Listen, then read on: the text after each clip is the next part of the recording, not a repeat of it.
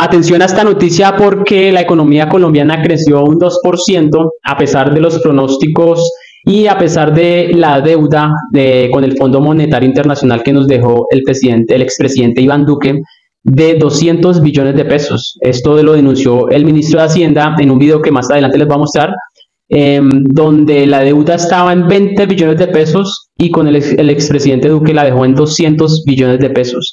Entonces ya muchos medios de comunicación salieron a desmeritar este crecimiento de la economía de Colombia, que apenas creció un 2%, cuando no tienen en cuenta pues esta deuda que dejó el gobierno anterior. Según el DANE, este crecimiento de la economía lo ha jalonado principalmente la agricultura y la industria del entretenimiento, y donde ha habido un decrecimiento pues ha sido en el sector minero. Sin embargo, pues una de las propuestas del presidente Gustavo Petro en campaña fue dejar de depender tanto de los hidrocarburos y también dejar de exportar tanto el carbón. Pero vean este video de la periodista Camila Zuluaga de Blue Radio. Pues les pongo este video de Blue Radio para que no vayan a decir que siempre pongo los videos que nos convienen. Es un análisis que hacen interesante sobre el crecimiento de la economía. Escuchen. Tenemos noticias importantes sobre la economía colombiana. Se acaba de dar a conocer cuál fue el crecimiento de la economía, Marcela Peña, en el último trimestre. ¿Tenemos buenas, malas o regulares noticias? Pues depende de cómo usted las quiera ver, Camila. Noticias por debajo de lo que esperaban los analistas, pero noticias en positivo. 2% creció la economía en el tercer trimestre del año 2024. Más de la mitad de ese crecimiento se explica por lo que está pasando en el sector de la agricultura, muy concretamente lo que está pasando con la producción de café en nuestro país. Además, en segundo lugar están las actividades artísticas, como por ejemplo los conciertos, las apuestas en línea, entre otros, que están dándole un empujón a la economía. Y en tercer lugar, pues las actividades relacionadas con educación, salud y defensa.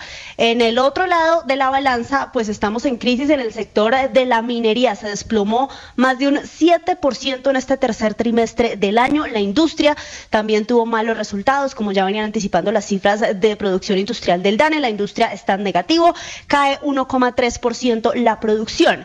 La construcción salió de las cifras en rojo, pero gracias a las obras civiles, porque lo que tiene que ver con edificaciones, que es el rubro donde se cuenta la vivienda, sigue mostrando caídas en la producción del país. Según el DANE, en el tercer trimestre del año los hogares consumieron más, en especial bienes durables, se endeudaron más, por ejemplo, para comprar carro o para comprar casa, mientras que el gobierno restó para la economía y gastó menos que en otras épocas recientes. Marcela, pero mire, una de las cosas que estoy viendo dentro del informe que entrega el DANE sobre el crecimiento en este tercer trimestre del año, es que el sector de los hidrocarburos decrece. Estamos con un decrecimiento del, espéreme, miro acá, 7,1, exactamente. 7,1 es minería y petróleo, el global. Y dentro de eso, por ejemplo, muy importante, se está viniendo abajo la producción de carbón, está cayendo en menor medida, pero de todas maneras cae la producción de petróleo y de gas, y todos los otros minerales también están en negativo. No es un buen momento para la minería. Pero entonces ahí entonces le pregunto, porque tenemos que la agricultura es la que está jalonando el crecimiento económico. Desde un principio se dijo, y esa fue la apuesta del gobierno del presidente Gustavo Petro, que querían descarbonizar la economía, que querían que el crecimiento económico no fuera simplemente por hidrocarburos. Y por eso hablaban del turismo y hablaban de la agricultura, y acá la agricultura sobrepasó a la minería.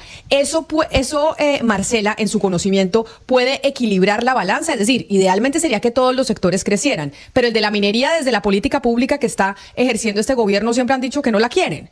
Entonces, y los otros sectores que han crecido, ¿no?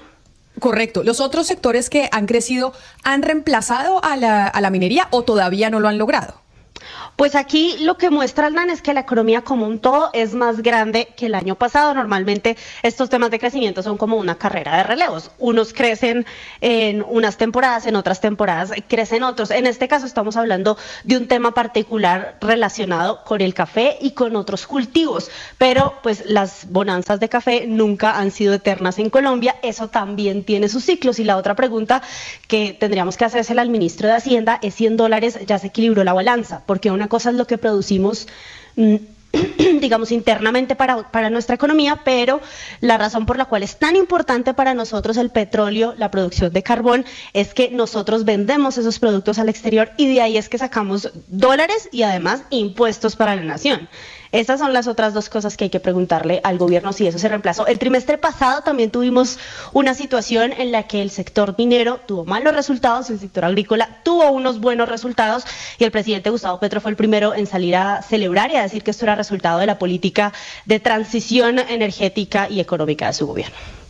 Pues Marcela, gracias. 2% el crecimiento económico en Colombia en el tercer trimestre. En el segundo trimestre de este año, de este 2024, la economía creció un 2.1% y en el primer trimestre un 0.7%. Por supuesto, toca esperar el último trimestre del año, que es Navidad, en donde ya muchos están en modo navideño, entre esos ustedes en Pereira, ¿no, Jennifer? Que ya están en modo Navidad, feliz Navidad, ya tienen alumbrado y ahí es donde se empieza también a mover la economía fuertemente por las ventas de fin de año.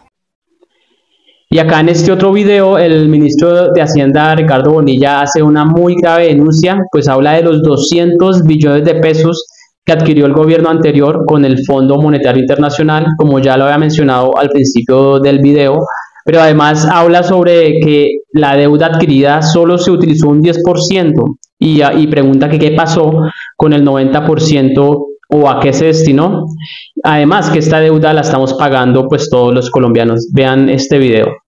Decía que la deuda aumentó en 200 billones de pesos en el año 20.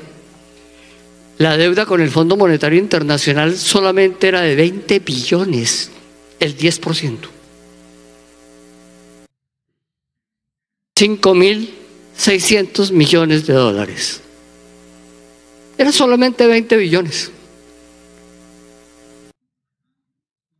El 10%. La otra pregunta es, ¿y el otro 90%? ¿Qué fue? ¿Y en qué se gastó? Porque todo el crédito con el Fondo Monetario estuvo dirigido a financiar subsidios de la población. Y los subsidios de la población se llevaron 11 billones, 12 billones de pesos en el año 20 y otro tanto en el 21. El resto es un gran interrogante. Por lo pronto, ese resto lo estamos pagando y el del Fondo Monetario también.